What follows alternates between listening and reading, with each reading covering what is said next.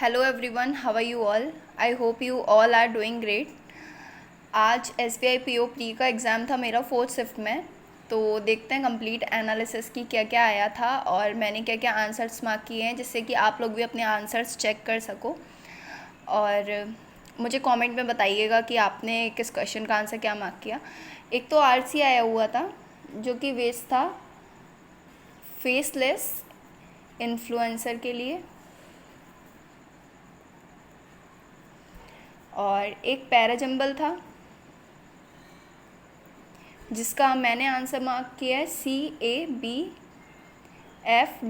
ये बना था मेरा एग्जैक्ट। आप लोग बताइएगा कि आपका भी यही बना है या फिर मेरा गलत हो गया। एक क्लोज टेस्ट आया हुआ था और एरर आए हुए थे, जो 5 आए हुए थे एरर।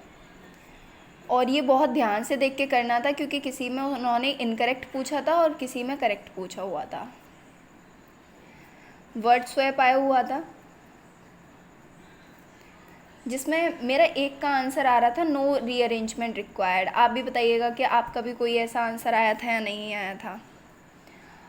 और फ्रेज रिप्लेसमेंट के क्वेश्चन आए हुए थे।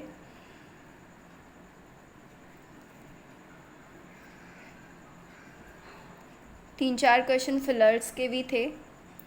कुछ वर्ड पूछे हुए थे जिनके सिनोनिम पूछे थे। एक अर्ली था जिसमें से, और एक था स्पेस, और एक था हाइड। मैंने तो ये हाइड का कंसील किया है, और अर्ली का सून किया है, और स्पेस का गैप। आप बताइएगा कि आपने क्या क्या किया है। ओके, अब बात करते हैं क्वांट की। तो इसमें मेरे अटैम्प्ट रहे हैं 34। आई थिंक कि मैंने तो एक्यूरेसी के साथ ही अटैम्प्ट किए हैं, बाकी पता नहीं। क्वांट मुझे काफ़ी टफ़ लगा। टफ़ बोलेंगे या फिर बोलेंगे कि काफ़ी लेंदी था। ओनली 3 वन लाइनर्स थे, जो कि सिंप्लीफिकेशन थे।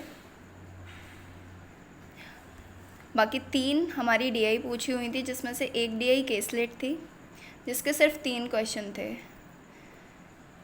दूसरी DI टेबुलर थी, जिसमें मेरा X का आंसर 80 आया था। आप लोग कंफर्म कीजिएगा कि आपका भी आंसर 80 आया था या नहीं। एक पाई चार्ट था, ये DI वहाँ पर मैंने रीड की तो मुझे लगा टाइम इतना इनफ नहीं है, तो ये मैंने नहीं की है। ओके, और बाकी इसमें सारे अर्थमेटिक पूछे हुए थे। अब अगर बात करें रीजनिंग की,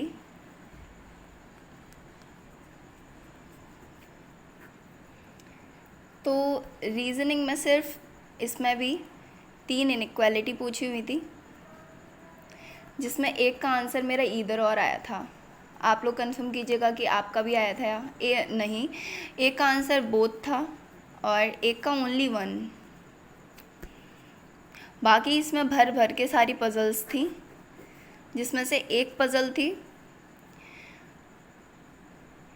डेजिग्नेशन वेस्ट, जिसमें 9 लोग थे।